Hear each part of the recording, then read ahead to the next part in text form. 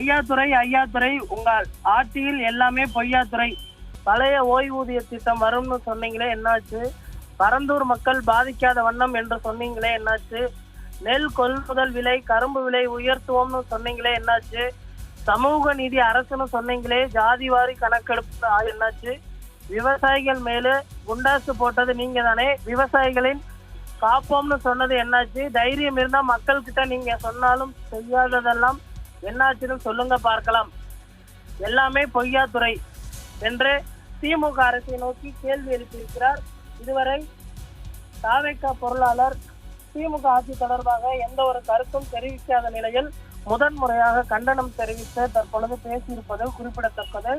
ஒரு கடுமையான வார்த்தைகளை முன்வைத்து அவர் தற்பொழுது திமுக அரசை நோக்கி கேள்வி எழுப்பியிருக்கிறார்.